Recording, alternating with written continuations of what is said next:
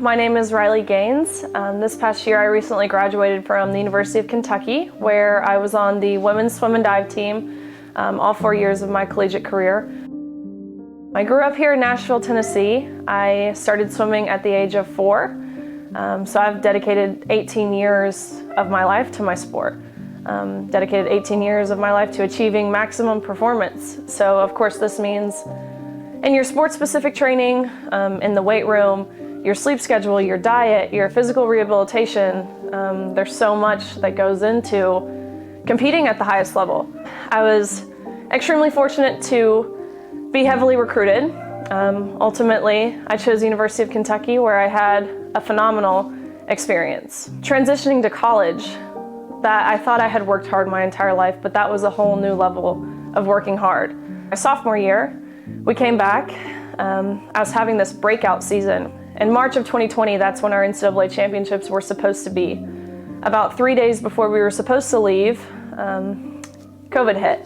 And of course, it took the US by storm, and our NCAA championships got canceled. When we were told we were being sent home, it was a really scary feeling.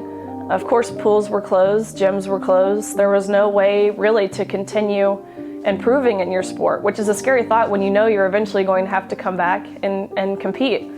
So I'm very fortunate that, like I said, I'm from Tennessee, where there's an abundance of lakes.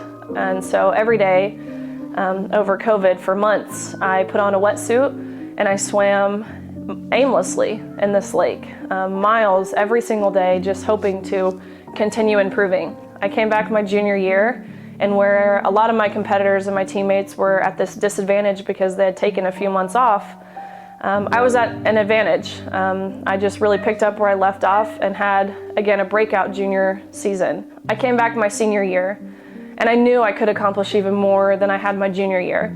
And this is when I really set a goal to become a national champion. About halfway through my senior year, I was on pace to do so. I was ranked 3rd in the country. The swimmer who was ranked 1st was a swimmer I had never heard of before. And of course, this was the first time that I became aware of a swimmer named Lia Thomas. And so unbeknownst to me at the time, this was a male, there was a lot of head scratching going on. This person came out of nowhere, their senior year. They were leading the country by multiple seconds in multiple events. We were just confused who this person was and why we had never heard of Lia.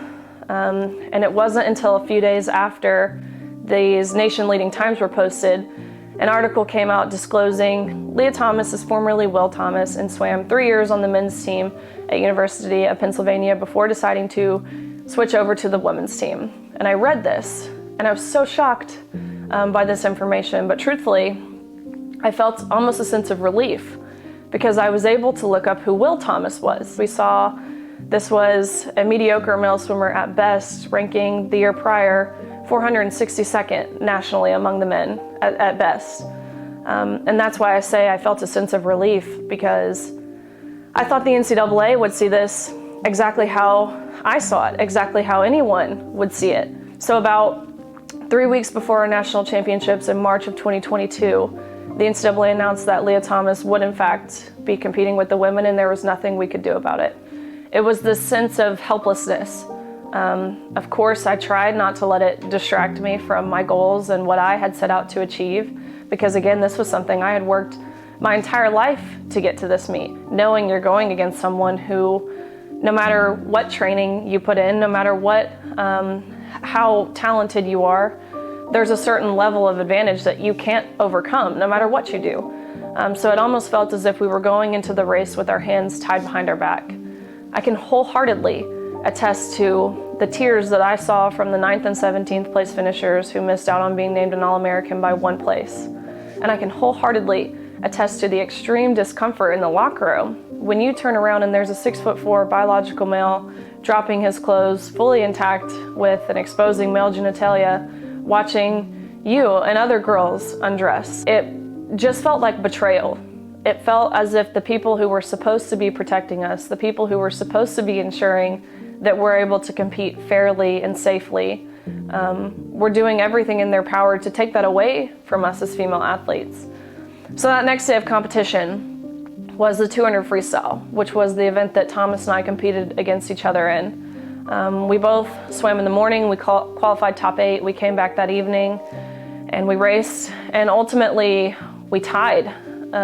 We went the exact same time down to the 100th of a second. And so we go behind the awards podium, and the NCAA official looks at both Thomas and myself and he says, "Great job. You guys tied. We don't really account for ties, so we're gonna give this trophy to Lia."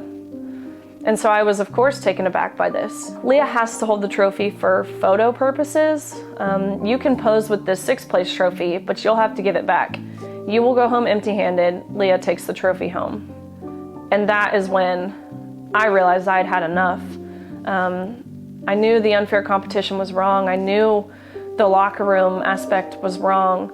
But when this official reduced everything that I'd worked, again, my entire life for, down to a photo op to validate the feelings and the identity of a male at the Women's National Championship, that's when I was done waiting for someone else to speak up, because truthfully, up until this point, I was waiting for a coach to say something, a parent, another swimmer, someone within the NCAA, someone with political power, someone else who was supposed to be protecting us to stand up for us. But I realized that's not what we were seeing.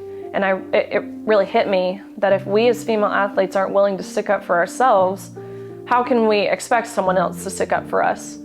And that's what really pushed me over the edge into taking a public stance on saying why it's harmful to have men infiltrate into women's sports and women's spaces. This experience and really taking a public stance in just common sense, quite frankly, and the truth has drastically changed my life. I thought that at this point this year I would be in dental school. I ultimately decided to put that off this past year because I see what's at stake if someone doesn't fight for protecting women's sports. And I understand dental school will always be there, and so I've reapplied for dental school this fall. But I still don't know what my future looks like. This is something I constantly pray about. I just ask God to put me where I am needed. But my life, it's been totally flipped upside down.